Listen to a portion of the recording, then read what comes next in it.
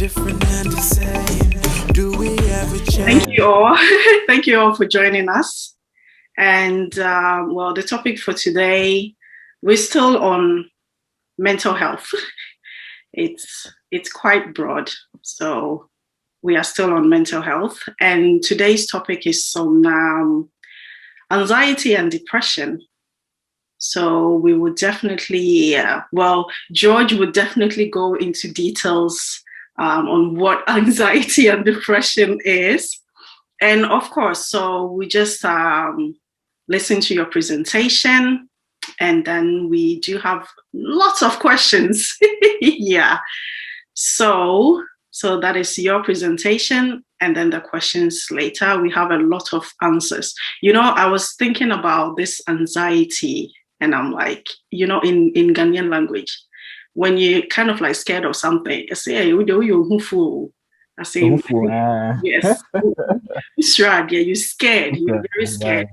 But little did we know that it's quite. It's a system. It's a whole system of feeling. Yes.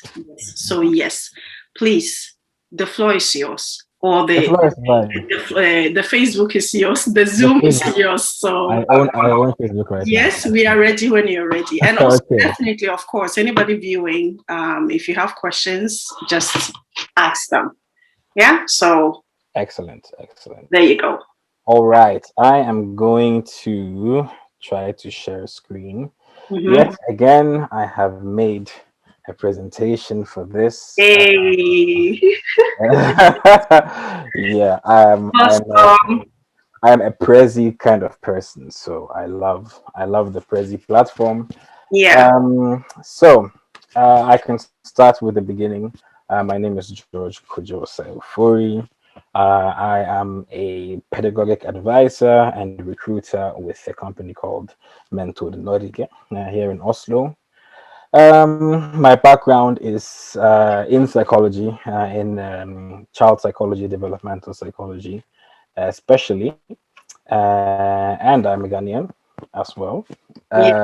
Despite being born in China, so I think having sort of feet in both camps or both cultural spheres, one could say, is quite useful in bringing that into these topics as well. And that's also something that I think is missing in a lot of today's literature about mental health, is the sort of cross-cultural references and how these things sort of translate into different cultures as well. So today I'm going to be speaking to you guys. I'm going to keep it far shorter than I did the last time, but I'm going to speak to you about sort of depression, anxiety, especially these two topics, and it's sort of our understanding of these two today, and then maybe talk about like these two topics in the backdrop of the pandemic. And what this also means for us today when we are dealing with the topic, because these two topics are always very relevant, but especially during the pandemic, that has maybe accentuated and made certain elements of these topics very, very relevant. It's really important to look at that as well. And then yeah. And then we have this last bit about sort of what we need to know, and I actually included that in there because I feel that very often when speaking about these two topics, we focus on the weakness of the mind in feeling anxiety and in feeling depression. We focus on the weakness of psyche or soul or spirit, when feeling these things. But in the what we need to know section, I'm trying to sort of bring the focus back to what we essentially are on the surface, which is that we are all humans, and therefore, because we are humans, we have elements to us that are very prone to anxiety or to depression. Some have it more than others, but it's important to remember the bits and pieces of our existence as humans, and that would hopefully maybe look at the judgments and the stigma that surrounds these two topics and how we can maybe deal with that in a much more efficient and sort of pro-human way. Right. So without any further ado, I am going to dive right into these topics, and then we'll just see how far we can get in them. So let me see whether this actually works, because that's also always exciting. It is Yeah. not working so far, but that's also because I am at the end of my presentation. So if I go to the beginning of it, there we go. Yeah. Okay. So depression, anxiety, and a host of others are different types of psychological disorders. I think that it's always important to start with some definitions so that we are all relatively on the same page as to what we're talking about. Mhm. Um, when we speak about psychological disorders, we are looking at mainly three sort of elements that come together to form them. So, psychological disorders is any sort of situation or any sort of condition, actually is the word, that affects the way we think, feel, and behave, Mhm. and mostly in a negative direction.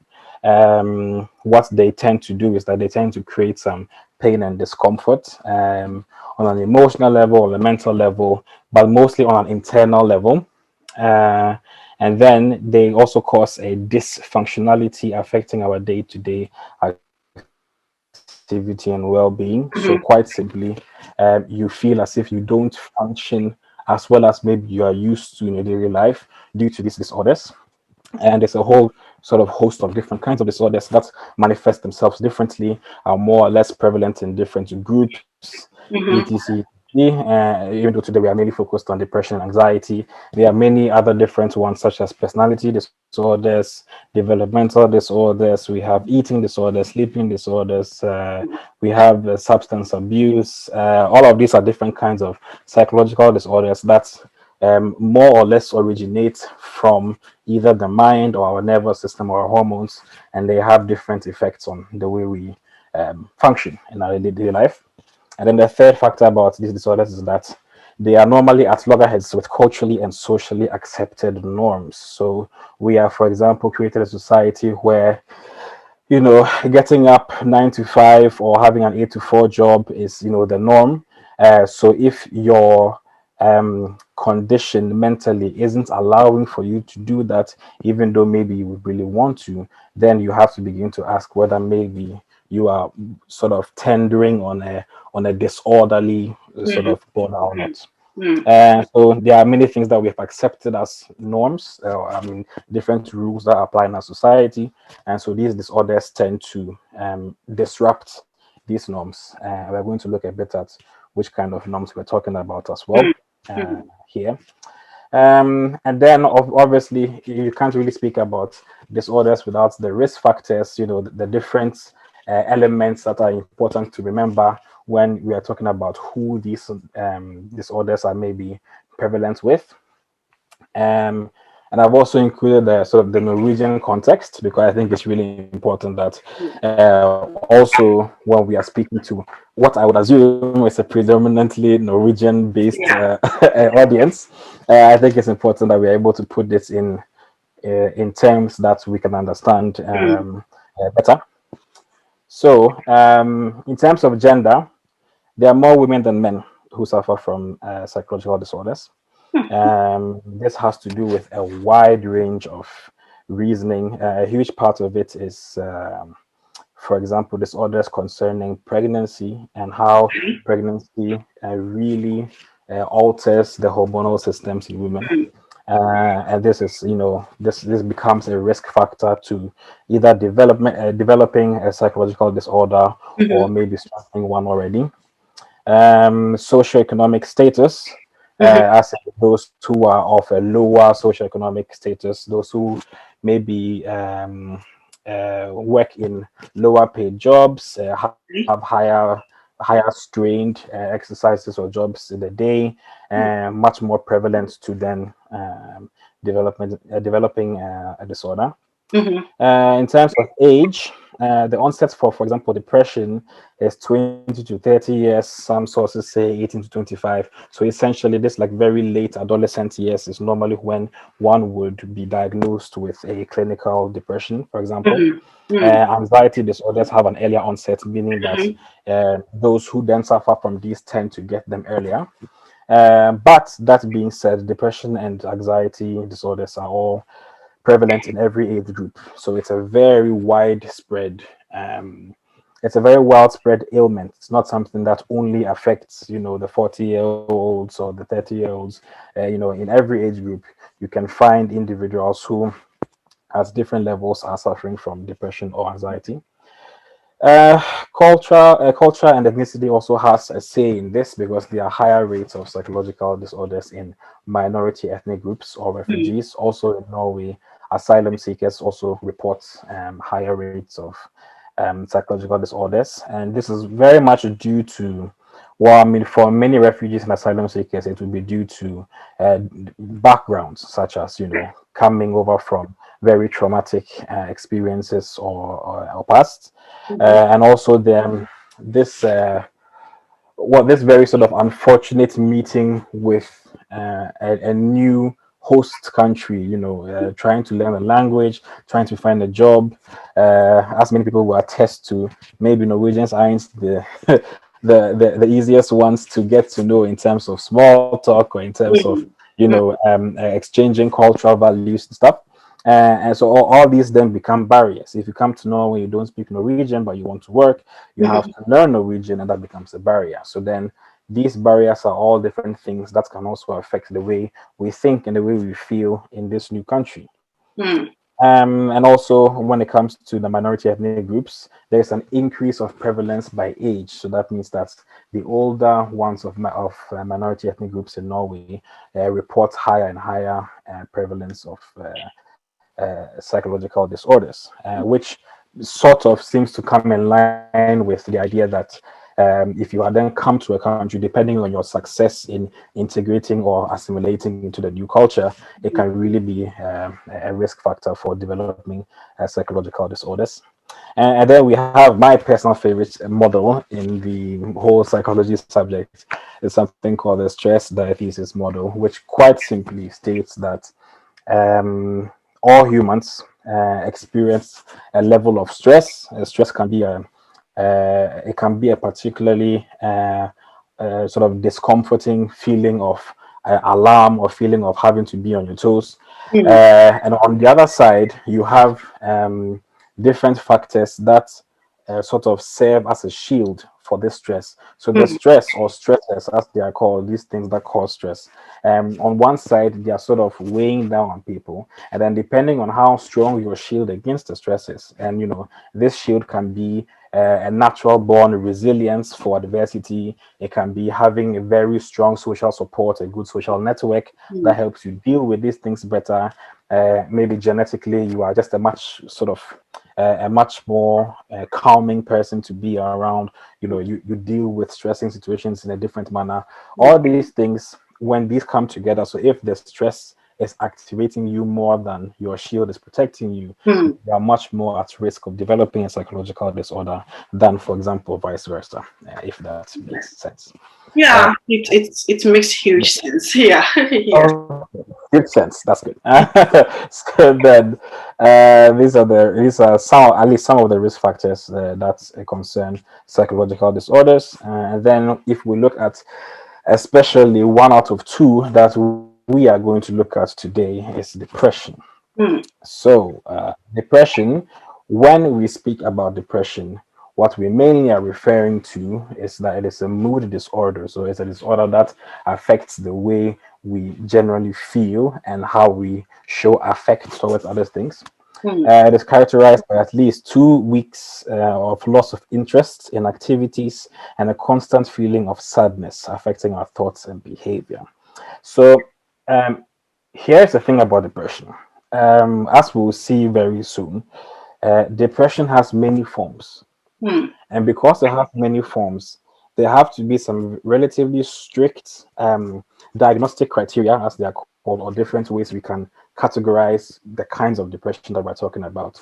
So one of the things that puts these criteria in categories is the timing. So how long of a period have you felt this kind of sadness? Has it been constant? Has it been broken up? All these things they sort of divide depression into different forms of depression. You have your severe depression, you have dysthymia, which is this prolonged feeling of sadness. You have the clinical depression. You have the maybe the depression that manifests itself more in terms of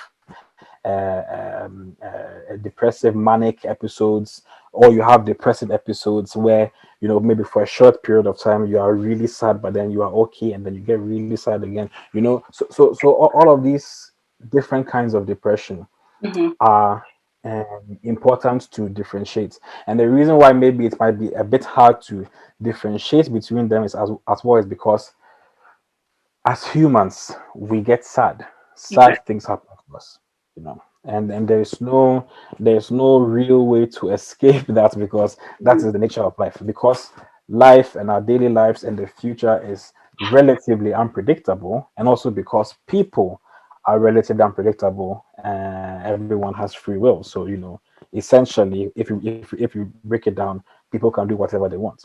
So because of this, and because the future is so unpredictable, um, bad things do and will happen. And so a feeling of sorrow, or a feeling of being upset, of being down because bad things happen, is extremely normal, because it is sort of embedded in the human nature. So then, to be able to distinguish between what is a normal depressive episode, or what is a sad point of your life, you have to then look at how long is this period lasting. do Okay. you then if we look at the signs of depression in the presentation, does it really change your sleep pattern over a long period of time? Has it taken away your appetite? Are your energy and confidence levels completely shattered because of this? Do you have you lost all hope for the future, optimism? Are you thinking more of death? Are you thinking more of suicide? All of these thoughts, their strength, their frequency, how often they happen. These are the things that differentiate between the different kinds of depression. Okay. And so therefore it's really, really important that when attempting to distinguish between am I clinically depressed or not, a huge part of that is that we, the people who are feeling it, or our family around, aren't the professionals needed to be able to declare whether you are depressed or not. There are health professionals, there are psychologists, there are psychiatrists, there are therapists whose job is to see where sort of where you fall on a scale, or to follow monitor your feelings over time. And then their job is to then decide where you are on the depression scale, and then therefore act from there. So it's important that, if unsure of where you are on this, that you involve a professional. That is the main thing, because they are the ones who can decide. And also because it's so difficult sometimes to pinpoint, am I having a depressive episode, or a depressive period, or is this a full-blown sort of constant depression? Which is a really important it's a really important thing to distinguish, because one of them might require medication. It might require relatively heavy therapy, conversational therapy, behavioral cognitive therapy. There are different ways of dealing with these, and then some maybe on a lesser level require more openness in the conversation with your loved ones. It requires you to use your social networking better, requires you to take breaks, as we'll see later. So yeah, it's important that professionals do get involved if you are unsure of where you are. But one thing that is a good gauge is how long you are feeling this. If it is a constant a situation, and if it is really beginning to affect your daily functioning, such as eating and sleeping, for example. So that is also really, really important. And also for the sake of our timing, we'll get Yeah. back to the depression part, but I'm going to sort of just segue into the anxiety bit here. Mhm. So depression is a mood disorder, as I said, and it really affects the way we feel, the way we think, especially the way we think about ourselves in that period and also in the future. It's a huge point of reference is that there's this pessimism for the future, and that is also actually a huge part of it for anxiety as well. And there's a point in case here that a relatively high percentage of those who report depression or who are diagnosed to be depressed also experience anxiety. So they have these symptoms called they are comorbid, which means that there are two symptoms that sort of operate at the same time, which is why sometimes it might be even a bit hard to distinguish between these two, and because many of the things sort of overlap. And the thing with anxiety, maybe more than with depression, is that anxiety is based on this negative mood characterized by physical tension in your body. So then there is a huge physiological aspect of it. Your body is kind of telling you that, okay, maybe now I'm having a panic attack, or at the moment I'm feeling some sort of fear, some sort of disconcernment. You are feeling this discomfort. Okay, Mm. um, and there's this unrest for the future, especially and for future events. So you are really dreading something that might happen in the future. And Okay. another point of anxiety is that the thing that you are dreading might not even happen at all, but there's a very real fear that it's going to happen, and it's going to be very negative for you. Mm. Um, in terms of the Norwegian context, as I mentioned earlier, anxiety disorders is the most common of the psychological disorders amongst Norwegians. And this is across the board for both the ethnic Norwegians and also for the minority ethnic Norwegians. Sort of right after this is then depression and then other disorders. There are many components involved in anxiety. There's the emotional component. There's this fear for the future. There's this constant feeling of unrest. You Mhm. have the cognitive component. You are trying to, your mind is sort of trying to create these thoughts that fuel this fear for the future, fuel this fear for your well-being. There's the physiological component, which I mentioned earlier, very, very, very prevalent in anxiety. There's the cold sweating, there's the shaking, maybe. There's the accelerated heartbeat. There's the loss of appetite, inability to sleep. All of these are different physiological components that also tie together into making you feel anxious, essentially. Mm. And then there's the behavioral components as well, is how we behave when the anxiety kicks in. Yeah. We Some people become very reclusive, so then they stop themselves from doing things that they normally would. There's a lot of fear that kicks in that stops them from, maybe you have someone who is a very sociable person, very active, but then in a state of anxiety, they don't want to meet others. They want to stay for themselves. You have people who, because of a huge fear or a phobia, as we're going to see afterwards now, maybe because of a phobia for something in particular, they just avoid anything that could bring up that phobia. Mm. And anxiety has different forms, or it can look differently for different people. You have the phobias, which are these sort of very difficult to explain fears, maybe not always rooted in a realistic fear, but rooted in a feeling of discomfort, a feeling of fear for that something might go wrong. And that can be everything from arachnophobia, which is for spiders, or claustrophobia, which is the fear of tight spaces, or Yeah. even agoraphobia, which is the fear of being somewhere where you feel that if something happens to you, you'll not be able to sort of get out. These Yeah. are different phobias, which are a type of anxiety disorder. And then Okay. you have the panic disorders, where there is this fear of experiencing a panic attack. Your body goes into this hyper alert mode. Many systems within you sort of shut down, and then there's this constant fear of new attacks or Mm. new sort of what's the word I can put? Yeah, well, let's say attacks.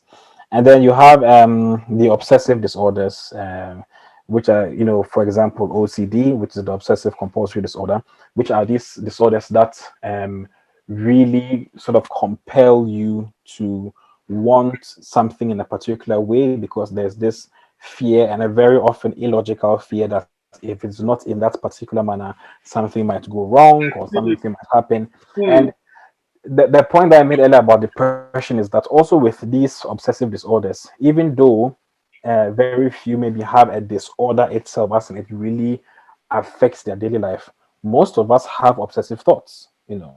Most people, when asked about their obsessive thoughts, they go, "Okay, I have to turn on the volume on my television to a round number, either 10 or 15 or something. I have to, turn off the light on and off 2 or 3 times," and they can't really explain why they do it. But sometimes it is just the brain's way of trying to create some sort of control in often in a situation that is very chaotic. I read this very interesting piece about footballers and their superstitions before going on the pitch. Some players, they sort of do religious emblems or symbols. Some have to touch the grass before they walk on it. Some have to, all of these things, which some people will call superstitions. Others might also call obsessive thoughts or Mm. obsessive sort of attitudes or actions. Mhm. And if these go too far, as in if these stop you from living your life the way you want to live, then it's a disorder. So Okay. this is the line that sort of normally is drawn. You have GAD, which is it's a generalized anxiety disorder.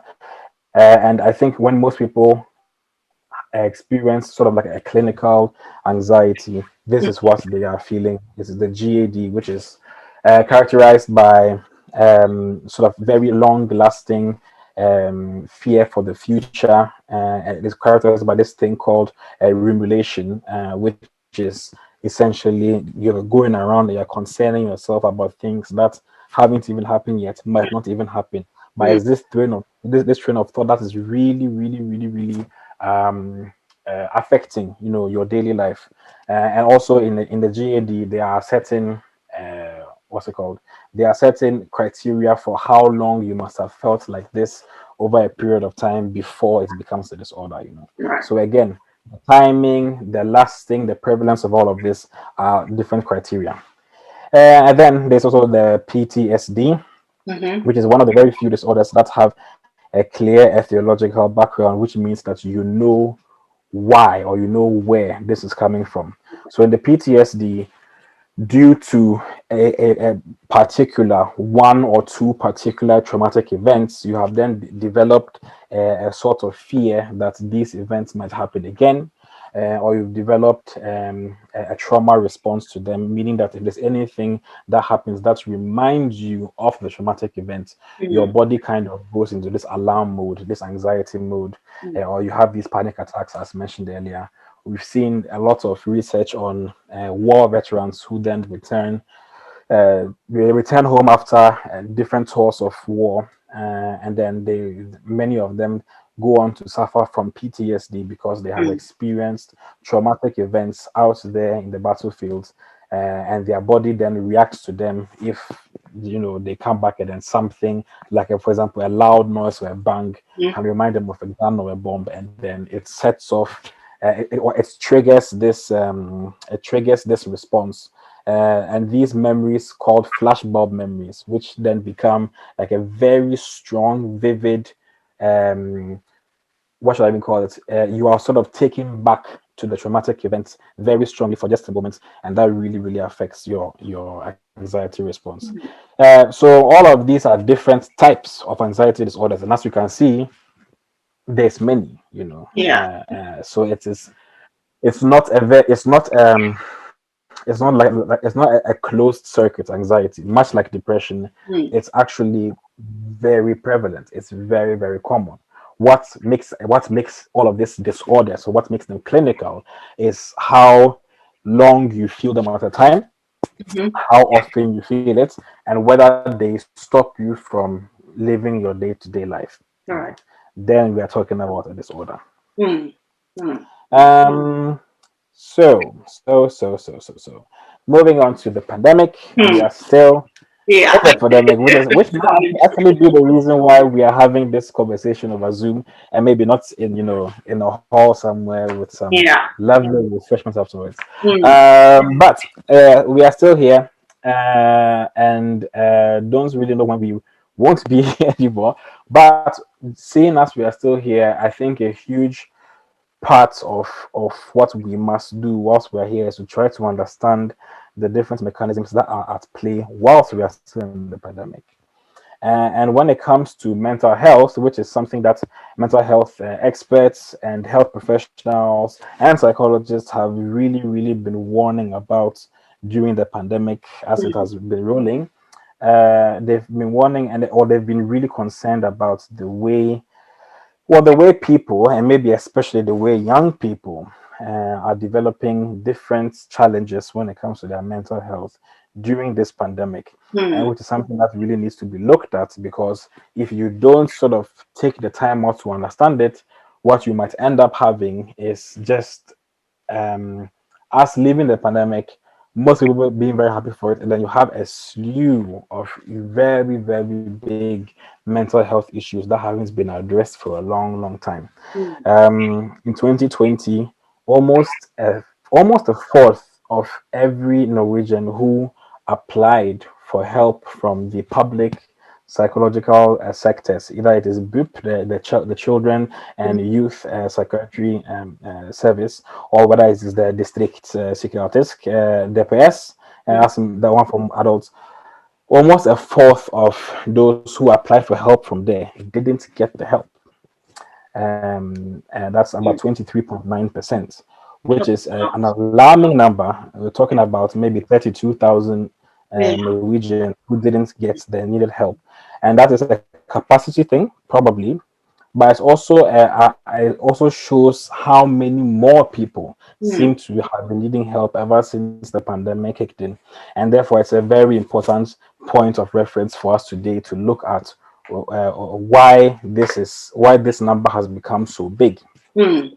Um, so symptoms of depression and anxiety have increased 2 to 3 times amongst the aforementioned risk groups in Norway. So the groups that I mentioned, women, young people 18 to 25, minorities, there's 2 to 3 times more the risk of developing depression and anxiety after the pandemic than it was before. Mm. And this prevalence, these are numbers that are picked from an ongoing study, actually, by three researchers or three project leaders at the University of Oslo. Mhm. And this research is showing that this prevalence, or the amount of people who are reporting these symptoms, it sort of increases when the restrictions that are set on us due to the pandemic, the lockdown, social distancing, when they become stricter, then these psychological disorders also seem to increase in number and in severity. So the lockdown has effect on us, and I think it's really important to also acknowledge that maybe one isn't feeling at their best place. And a huge part of that is due to this restriction of movements, the restriction of freedom, the restriction of the things that you are used to. Maybe if you are feeling these things from before and you are used to being able to, go to the cinema with some friends or go to a concert, be able to travel, not being able to do these things as freely as before Mhm. definitely has an impact. Right. Definitely. Um, the loneliness, especially, is a huge situation these Mhm. days. The isolation of social distancing. There are many Norwegians today who, for different reasons, maybe live alone. And if you live alone, your entire social networking scheme would be then to be able to see other people, to be able to Mm. leave the house, to be able to, go to dinner somewhere, whatever. But if you can't do that because of the restrictions that have been enforced, and many of the restrictions are exactly aimed to restrict that, then a sense of isolation and loneliness begins to creep in. Mhm. And this really affects our levels of anxiety and depression as well. Um, and then so you have social distancing, which is one thing that is affecting. Another thing is the fact that, well, due to health and due to the way you see health, your own health going, or the future public health going, there's a bit of a pessimism that begins to grow, because when during the beginning of the pandemic, a huge point was made that people seem to have this anxiety for their health because Mhm. one didn't know how severe this illness was. Yeah. And even though maybe, luckily now, due to vaccinations, due to relatively successful testing, successful quarantine measures, all of these things seem to show that, okay, maybe this illness isn't as sort of severe or morbid as thought. Mhm. But then on the other hand, you have a lot of research now showing long-term health effects of COVID. And these are all effects that maybe we don't know enough about yet because they are long term. So then, obviously, they create a sense of pessimism for the future, which also affects the way we think about the future and our mental health. Mm. And then you have the economic section, which is also a huge can of worms, because fears of job loss, fears of furloughs, being sent off on leave from your job, and there are still people today who are on furlough technically from the jobs that they had before March 2020. And all of these things really, really affect the mental health as well. Mhm. Having a job but not being stable in it enough, or not having the security that you need to feel that you can do a good enough job, Mhm. also a huge part of it. I see a huge point that I forgot to add in here, but also home office being sort of isolated from your colleagues also has an effect in this pandemic. And then you have FOMO. You have the fear of missing out. You have oh, whoops, my microphone and earphones just fell off. Yeah. Sorry. You have the FOMO, the fear of missing out. You have essentially just the way we communicate with each other has now become very different. Zoom, Teams, Google Meets, all of these things, all of these different ways of communicating are very, very efficient because they allow us to be able to connect from anywhere, but they are, Mhm. are not the same as being in a room face to face. There's a huge portion of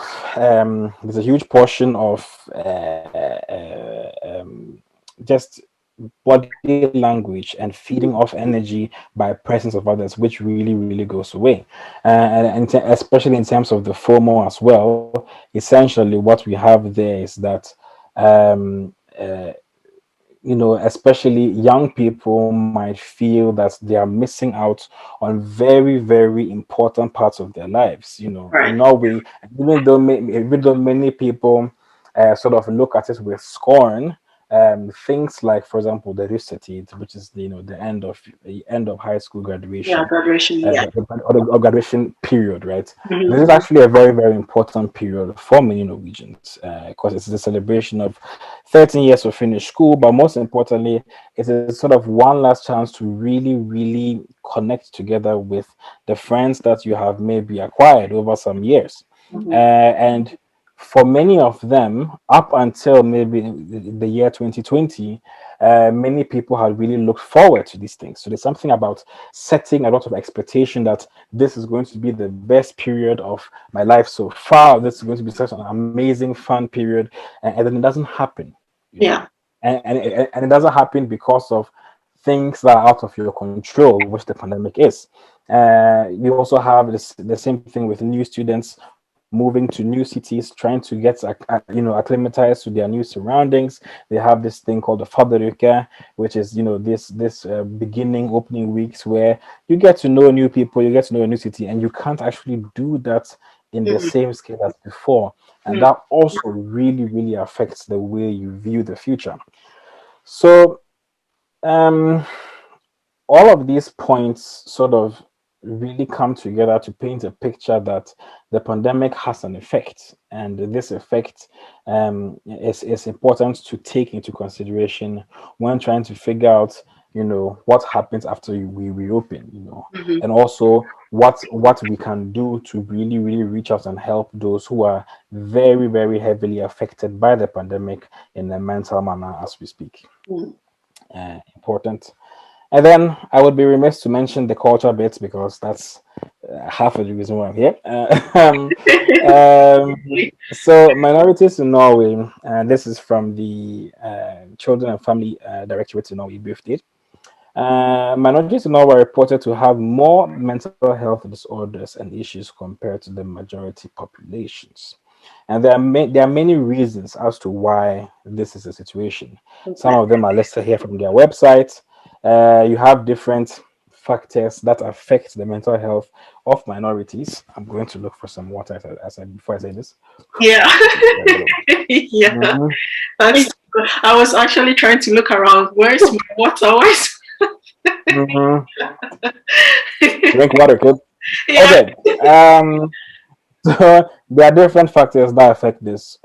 For the minorities, having your partner or your family living in Norway or not is a huge factor, as in that you are not here alone without anyone who understands you or your culture. If you've experienced discrimination, as we spoke about in the last talk, and Yeah. as it's constantly spoken about now, experiencing discrimination really, really does something to your mental health. Mm-hmm. Having any sort of a reduced functionality, economy is a huge thing, honestly, Yeah. and there's no coming around that. Being sort of anxious about whether you'll be able to make enough money the next month or whether your job is secure enough. It's a huge point of reference, also especially for minority ethnic Norwegians. And then there's the loneliness, there's the isolation. Experiencing that also really does a lot, feeling that you don't really have people who can understand you or people who would sort of be around you. And then there's having, or experiencing these mental disorders in itself.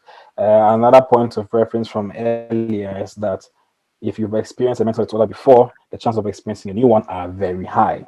That is the way sort of the mind works in that respect. So the for minorities in Norway, especially, there's a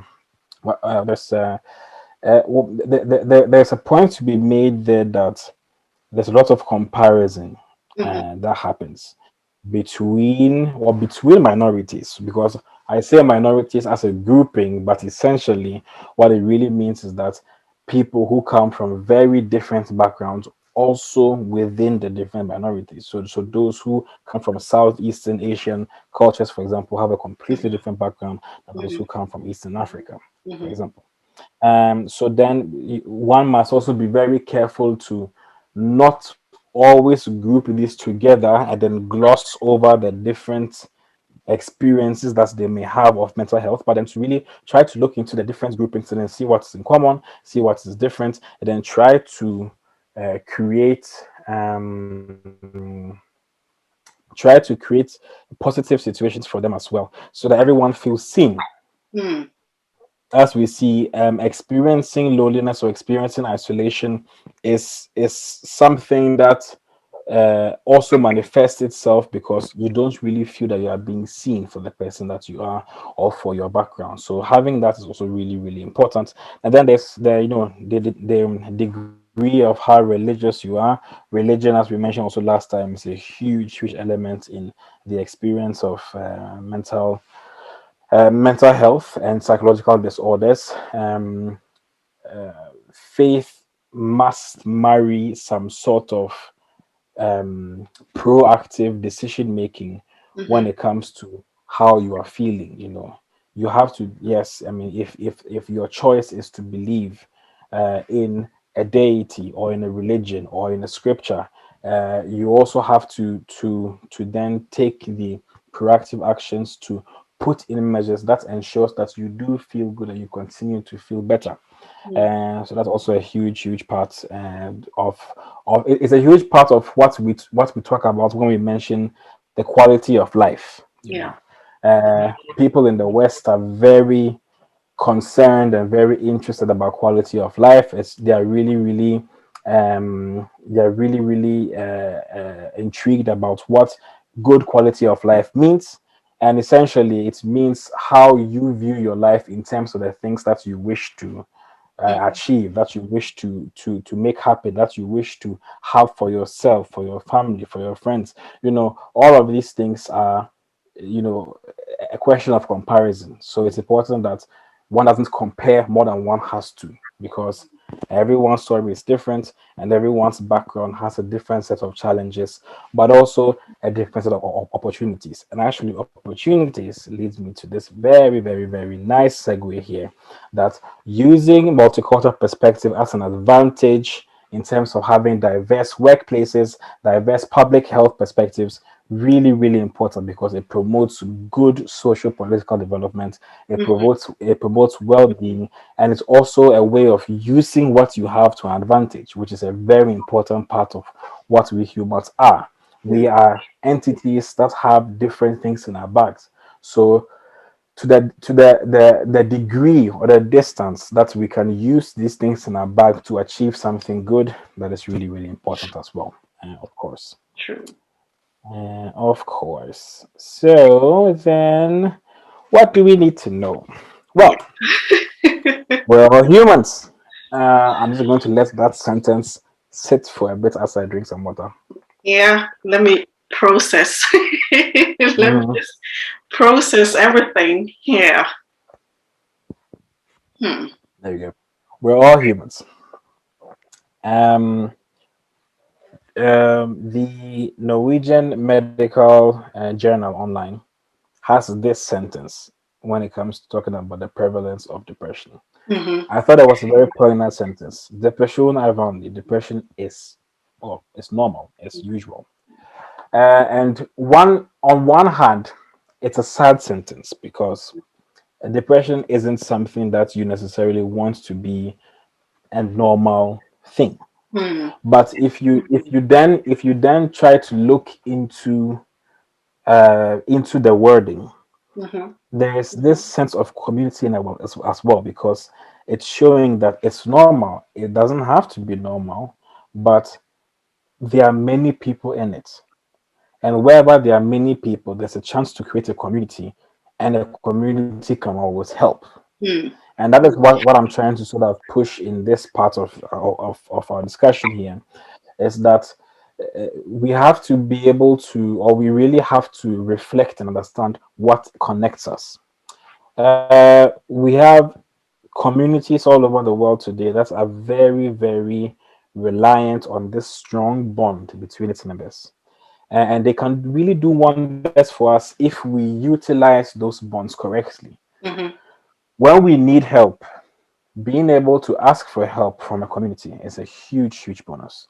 And therefore, the responsibility is that also when we have an abundance, we also contribute with help to said community, so that you create a system where it's possible to go to for help, and you can also contribute to pay it forward.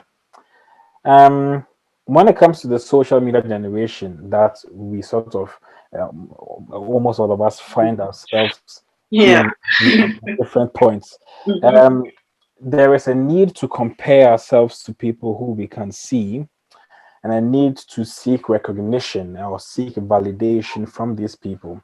And what is very often forgotten is that we tend to see the very glossy images of these people. We tend to see people from their best and their best foot forward. There's absolutely nothing wrong with putting your best foot forward in terms of social media, but it's really, really important to then recognize that there are other aspects to the people that you see, Mm-hmm. and therefore also to yourself. Mm-hmm. um, and we also have to realize that it can be addicting. This search for recognition, search for validation, can actually cause an addiction in our minds, because it gives us this good feeling of acceptance, this good feeling of reverence, and it feels good, but it should also be slightly managed, so that you understand your self-worth without having your self-worth only lie in the hands of other people. Mm-hmm. And then taking a break if it's too much. It's important to know that it's possible to take breaks. It's possible to say, okay, now people's attention or people's ability to see into my life or my ability to see into their lives, at the moment it's not helping me, or at the moment it's too much for me, at the moment I would like a small break from it, take it.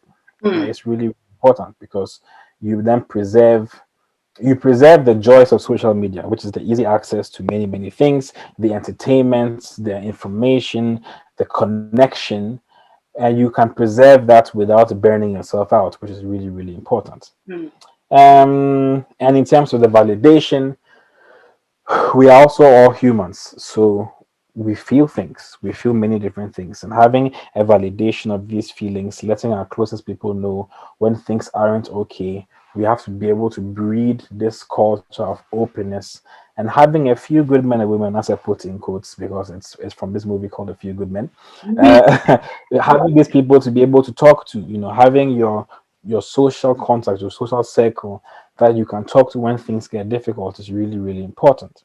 And as I mentioned earlier as well, if you feel that this is something that maybe needs professional help, then it's a responsibility to mm, get into the professional help. We have to destigmatize seeking this professional help, especially in the minority ethnic groups and societies. Really, really important. And that is because the way I see seeking professional help is that you have good insight in what your limits are, mhm, but you also have very good insight in what your possibilities are, mhm, which is why you very much like this help to unlock this idea that you have possibilities that can also be attained from reaching out. mm, Very, very important. mm, And as people, I always preach the importance of pro-socialness, being able to see the good in other people, seeing the potential in others, showing more attention and being in tune with what people need. I think it's really, really important that we try to play each other to the best of their abilities at all given time, because people tend to shine when they feel that, okay, my best foot now can be forward mm, without any judgment, without any stigma, without the things that then come to that. Um, so we are all humans. I don't think there's a weakness at all attached to not being where you want to be mentally, especially. I think it's important to look at the strength needed to say, I see my limits, but I also see my possibilities. mhm. And I would very much like help to engrave these possibilities in the forefront of my consciousness, which is really, really important as well. Right. So, what can be done if you do go on to seek for the professional help?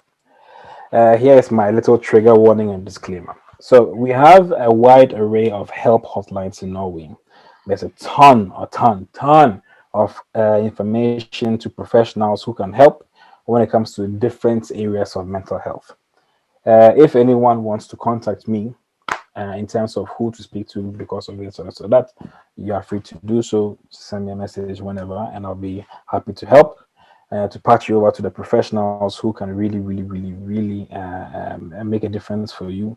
And there's a list of different websites, different hotlines that you can speak to if you aren't feeling well, if you're listening to this and you are feeling the weight of anxiety, you are feeling the weight of depression, you are feeling that things aren't really, really going your way, and you would like professional help, right? Mm, mm, My prayer, my insistence, my hope is that you do right by yourself and you go for the professional help. mm, That is really, really important. We have the mental health help hotline 116123. We have parent support, which on the same line but with a different access code. We have the church SOS, very, very important in Norway. They help every day, all day. The alarm phone in case you're experiencing something sort of acute, and yeah, have an emergency trauma situation. mm, You have offers for the youth, especially. You have the public sort of youth protection organizations. You have also different helping lines for people who have experienced rape, assault, and are of course struggling from that. Mhm. If there are people who are experiencing troubles with aggression, either that they are victims or they are people who are performing aggression to others, there's many hotlines here. So the point is, Yeah. also substance abuse. If you have if you have a gaming addiction or a betting addiction, if you are the victim of something traumatic, maybe you're the victim of a suicide, or of losing someone to suicide, or you have an eating disorder, there are different helplines in Norway on a public and private level. So it's important to reach out. And if you don't know where to reach out to, it's important to definitely let those who can help you at least try to enter whenever they can. But it's also really important to do this in your tempo, at your discretion, because you are the one who is feeling this. You should be in the driver's seat for this, so that if anything, you also know what needs to be done, and you can also do the right things to help yourself. Mm. Yeah. Mm. Mm. So just on the hour, I think. Yeah, I got all the way through. Wow. So that was it for me, and I can try to answer some questions. Yeah, it's really, to be honest with you, it's really a lot to process in terms Yeah. of anxiety. I mean, we hear of depression very often, and I'm glad that you have managed to explain that there are differences, there are patterns, like, because that's actually some of the questions that I was wondering, like, but you managed to really explain it, as in terms of like the clinical disorders and all this kind of stuff. But yeah, we have putting up some questions, and I think Mm. Angela can start with the Yeah, questions. I have questions for you. Um, Go. okay. My first question is how can we rank the perception Mhm. uh, some of us have about depression? Yeah, so especially in minority ethnic societies and cultures, there Mhm. is a stigma with depression. Some call it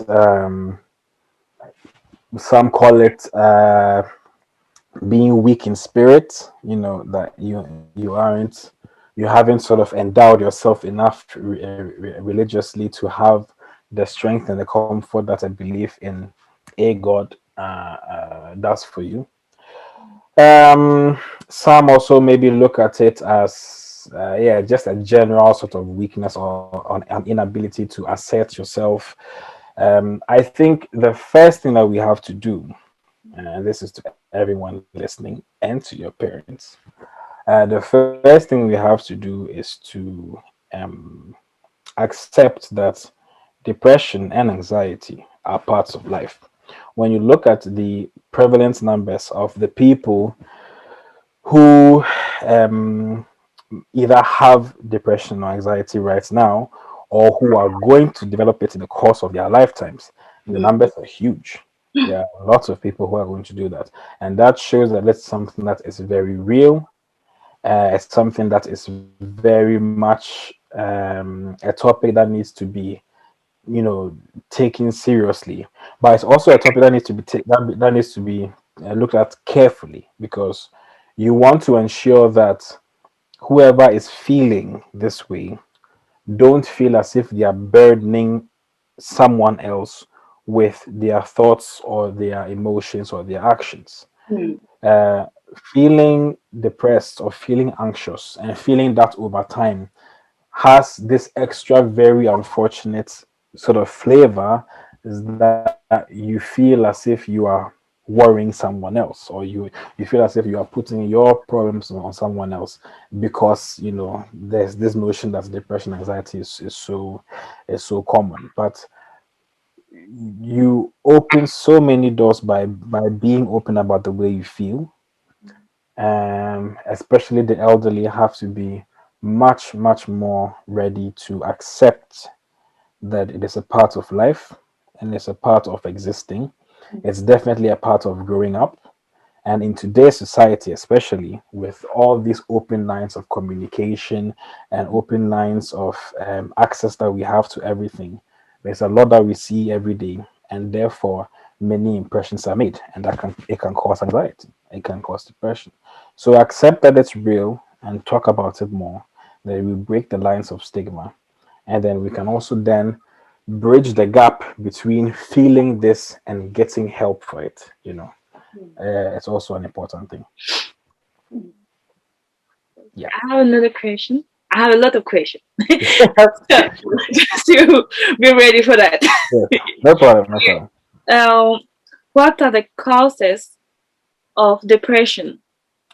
Oh, good question.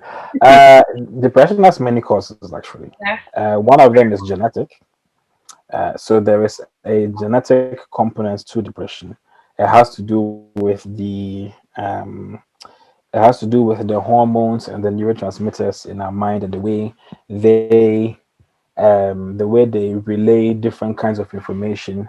So the way our brain works is that it's a finely balanced system of different signals, different chemicals, and different hormones.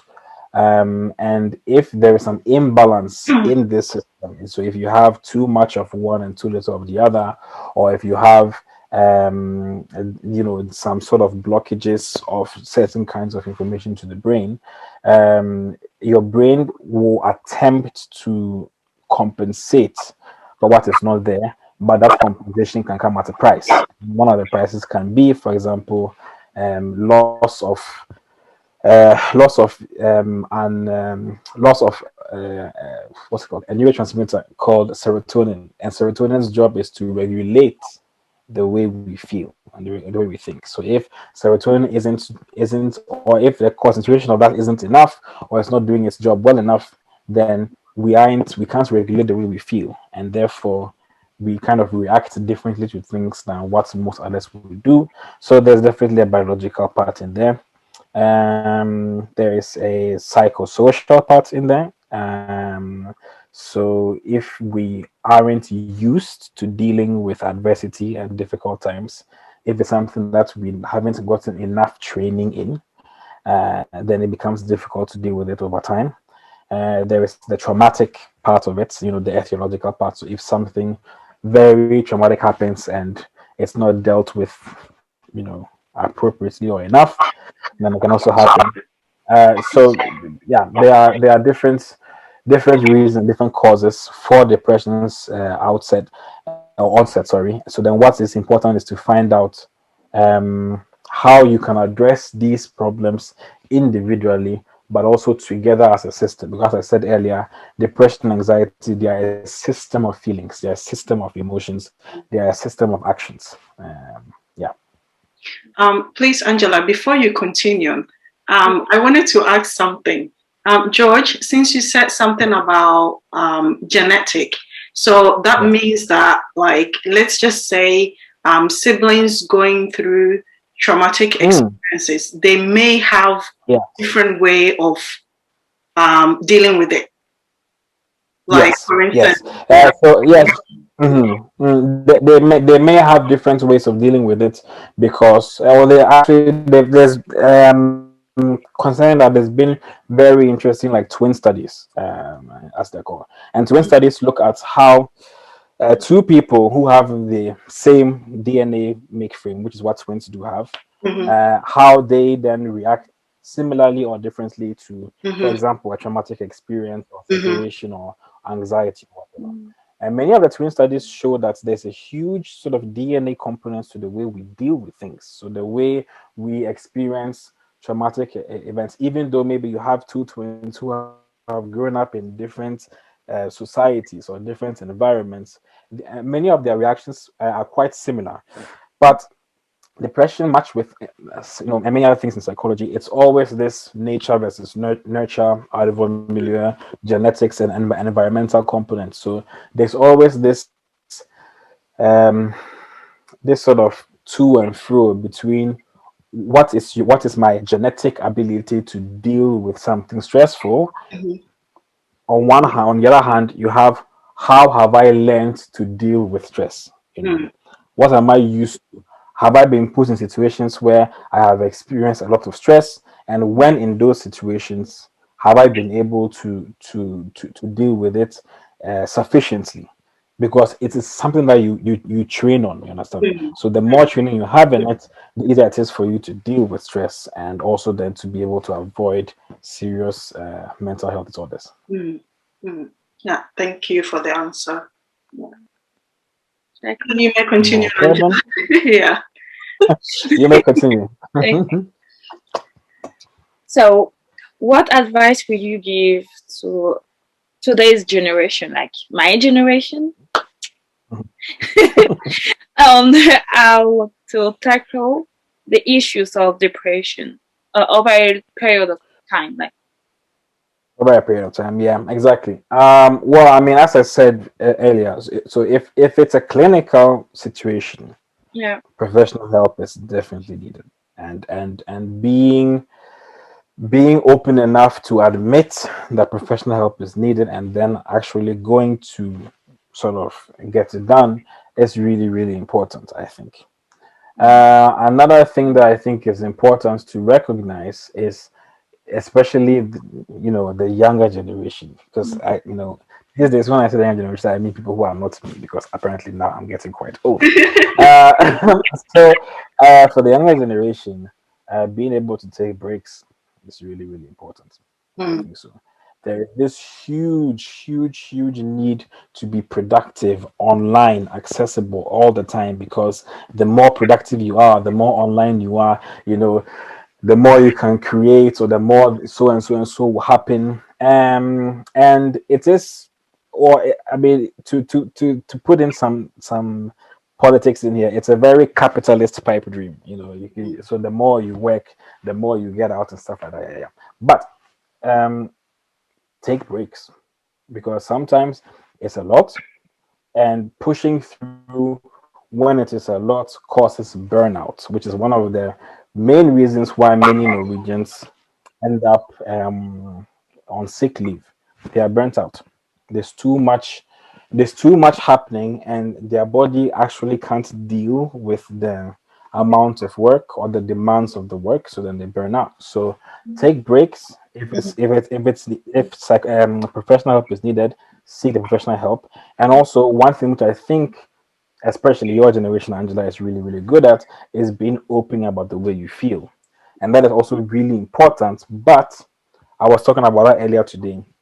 You have to also do that responsibly. If the openness becomes too open, or it becomes uh too much okay, so basically too much openness without discrimination leads to a triggering sensation.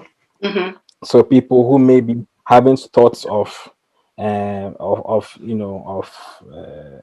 depression or anxiety, this overexposure to it, or to topics that relate to it, can actually be a problem, because it actually can project those thoughts to you, and lo and behold, maybe you are somewhere where you don't want to be mentally.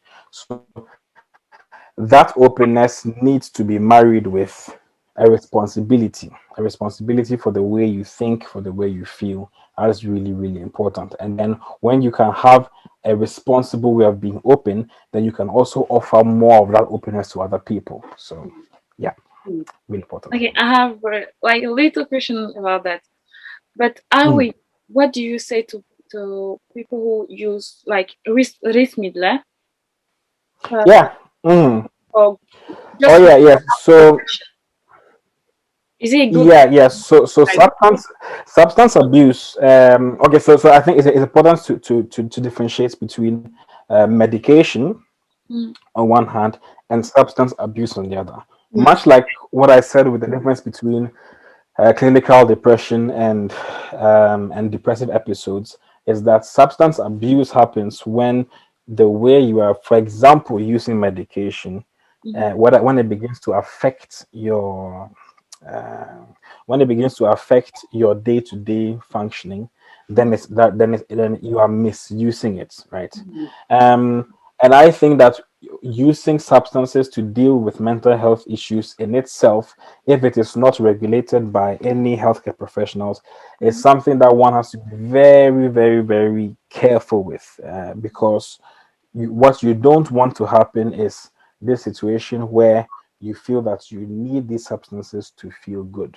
Mm, Because when you do that, in the loss of these substances, what replaces that healing is an addiction, right? mm, Or it's a craving for. So what substances do in our mind, by the way, is that they give us this feeling of reward, right? mm, This reward feeling is what makes us feel good. It gives us a ton of what should I say? A ton of confirmation. It releases a ton of dopamine in our brain, which is this like feel good hormone.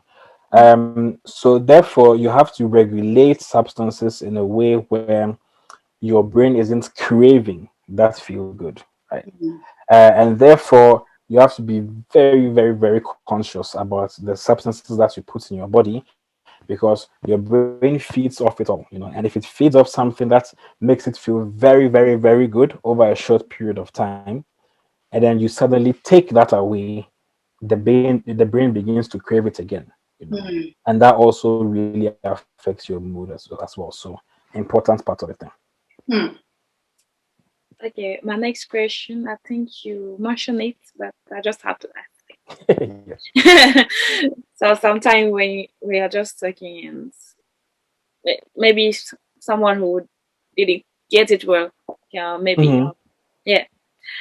What are the effective ways of dealing or Mhm. treating depression and how to get better? Yeah, okay. So depression has different ways of treatment. Yeah, If you go the professional route, a lot of it is based on therapy and conversational therapy. yeah. And the point of those different kinds of therapy is to give a patient of depression the mental tools or the mental framework to be able to deal with negative thoughts or negative cognitions Mhm. when these thoughts arrive. So the thing when it comes to curing mental health is or mental health disorders is that um, many of them I don't think actually are possible. I'm going to say this very carefully, but I don't think they are possible to cure in the respect that you would never feel anxious or depressed again. And a huge part of that reason is, as I said, life always gives us things that make us anxious or make us sad. But what is possible to do is to treat so that you have the tools to manage yourself better in case these feelings come, right? A lot of the therapy is to raise awareness of the way you deal with things. Maybe maybe they are also the therapy also has a job in making you aware or making you conscious of uh, maybe trauma, uh, earlier unconscious ways of dealing with problems. And they are also supposed to just give you these tools to be able to actually deal with these things when they happen. So then you have the therapy, and there's many different kinds of therapy. There's exposure therapy, cognitive behavioral therapy, it's psychoanalytic therapy. Huge differences in the way they are set up and what they are meant to do. But then on the other side, you also have medication. So then there are certain medicines that antidepressants, for example, or SSRIs. All these medications are on hand to, as I mentioned earlier, the brain has this balance of chemicals and hormones, and these medicines go into regulate this balance so that the balance begins to restore itself. But they are always, as I always say and think when it comes to uh, treatments of depression and anxiety, it's really always about finding the right balance between different kinds of treatment and also doing it responsibly. If you treat someone too much with the medication, then we begin to come over to what I mentioned earlier with the abuse of medication or abuse of substance. Mm. If you treat them too much with the therapy, if you don't do it properly, then you have a situation where um what's I going to say? I have a situation where they become too dependent on speaking to that particular psychologist, or Mm. there's a projection where they believe that they can only be better in this situation. So you have to give tools that allow for all kinds of difficulties when they happen, because it's life, and in life difficulties happen. So it's really, really important to have a very wide range of mental tools, especially so that when they do happen, you're able to deal with them much better. You can manage yourself. Mm. Yeah. Mm. So my last question is, what to do when you suspect someone you know, friend Yeah. or a family member who for having depressive symptoms? Like, can I tell them that they have it, or Well, that is always probably the most difficult question with mental health disorders, is that what do you do when someone you care about, or someone you are close to, or even someone who you even are close to, when you see that maybe they might need professional help, but you don't really know how to bring it up. There are different, I think there are very different thoughts on what to do. Essentially, I think one of the things is all about agency. Agency meaning that the person who is experiencing it has to be the one in charge of um, has to be the one in charge of not doing things too fast or too slow according to what they feel, because there has to be an inner motivation in place. If there's something that needs to be changed, these things have to be in place with whoever is feeling them. So then the question is, do you want to be better? Do you want to feel more and more in tune with yourself? And if the answer is yes, then there has to be a social support system around this person. There has to be maybe a doctor. So if there's someone who is feeling this, listening right now, speaking to your GP or general physician or your first legger is really important, because they are the ones who will then connect you to other professional instances. But in terms of what to do directly with someone who you suspect might have these symptoms, personally, and also I think there's a lot of practice around this at the moment, is to the best of your ability. Of course, you have to be an exceptional listener, and you have to show a genuine concern for their well-being, and create an environment where you can speak about the way the person is feeling without that person feeling judged.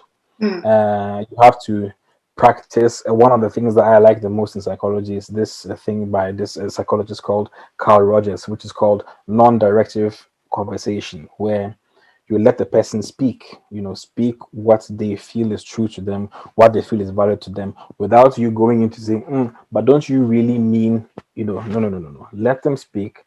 Let what they think is the situation come to the light, come to the fore, and don't direct where they are going. Let it come out freely, and then when asked, okay, what should I do, where can I go, then you can contribute with these different professionals. You can contribute with different things that can be done. If it is a depressive episode in daily life, changing your routine, really, really important, or having a very fixed and good routine as well can also be very important.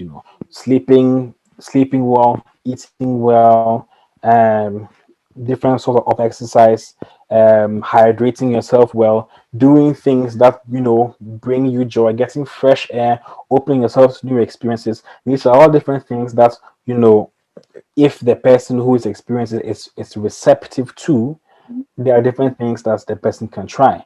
But again, if it's a case for a healthcare professional or a psychologist, then definitely help this person start the process to connect to get a psychologist. That is really, really important, because they would know far better than any of us what to do in that given situation. And it's also, as I said earlier, it's about changing cognition, changing the way you think. And you don't change cognition if you put in your thoughts in someone else's mind. that thought has to come from the person themselves, because that's what will stick. You understand? That idea has to come from a place of inner motivation. So you have to make sure that you are available on hand to be able to help the person when the person needs help.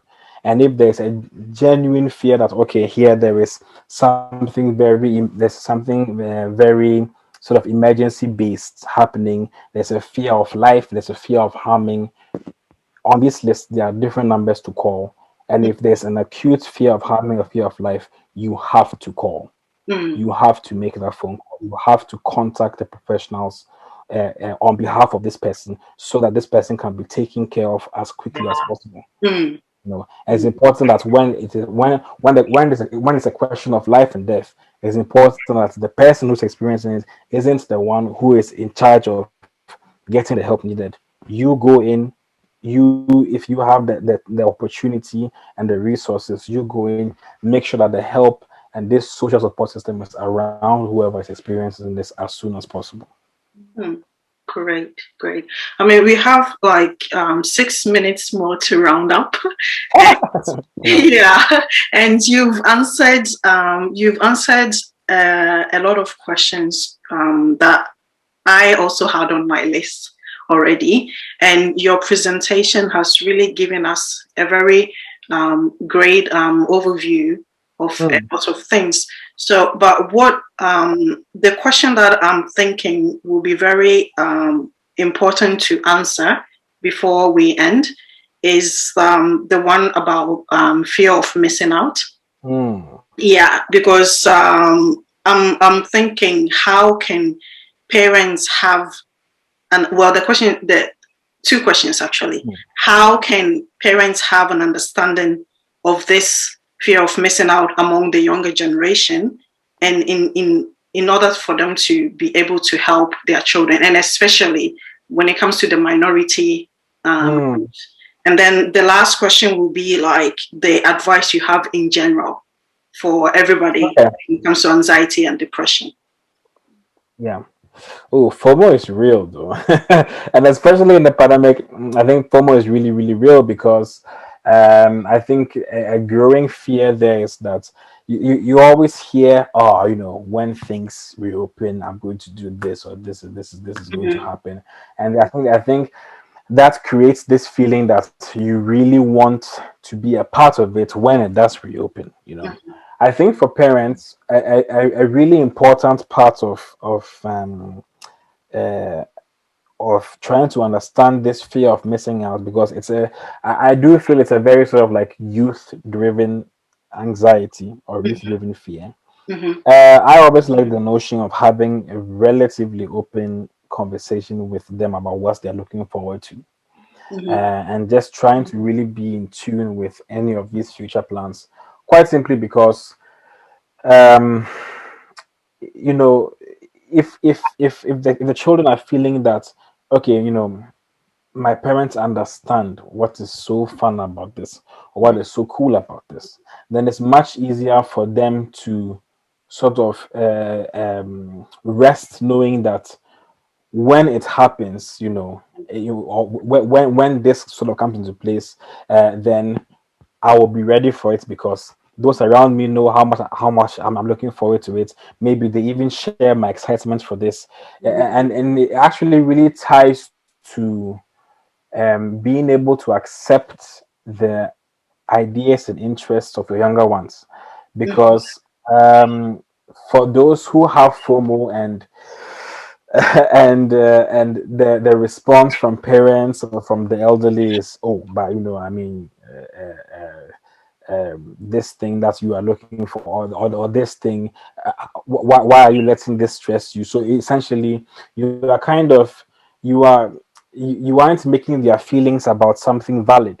And there are a few things that I think are sadder than someone who is really excited for something to happen, Mm-hmm. looking forward to it, and then they can't share that joy, or they can't share that excitement because they fear judgment, or they fear rebuking, or they fear rejection. You understand? So I think first thing, to avoid that fear of rejection, accept what it is they're looking forward to, Mm-hmm. encourage patience, especially in the pandemic, it's important to encourage patience because, well, the reason why we are still in the pandemic is kind of because the patience is wearing thin, you know. So if you aren't careful enough, if you don't wait long enough for the right timing for things, then the lockdown and the restrictions continue. They continue longer. So as long as patience is practiced, you follow the correct guidelines, and you as a parent are very good at having an open conversation with your child. What are you looking forward to? How can I accommodate what you're looking forward to? How can I help your patients so that it's not something that you feel you need to go for right now, but you know you can wait a bit?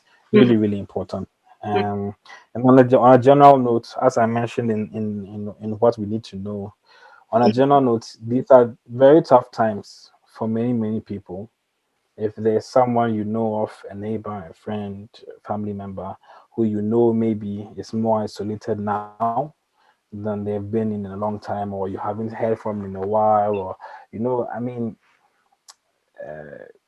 there's so much magic had in human contact. Picking up the phone and asking whether you can give them a call, you know, doing something online, if it's a quiz, if it's just seeing people's faces again, you know, I think it's really, really important that all those points of contact are preserved, especially in this period, so that people still feel included, you know. An extra eye on inclusion. Make sure that if you have a group of people, no one is feeling left out. Just be checking in on your friends, you know. It's really, really important because you never know what people are going through, and I think just checking in creates openness, and it's a very important part of it. Great. I mean, our time is up. So, well, we'll just say thank you so much for sharing the content with us. This is being your second time you've shared so much with us, and there's so much that we need to process. So we will talk behind, what do they call it, closed doors. Yeah, we will talk more about things. So thank you so much for sharing with us. Thank you guys for having me. Thank you so much, and please do ask any questions at any given time. I don't have probably half of the answers, but I do like to reflect with you so that we can come to some sort of agreement or thoughts. So that's always good to. It's always good to open up and talk about it. Yeah, that's great. We will definitely talk behind closed doors and come with something. Yeah. Thank you so much, Joe. Thank you guys so much. Have a nice evening. Have a nice evening as well. Thank you. Okay. Bye. Bye. Angela. Yeah. Angela. Yeah. So did you get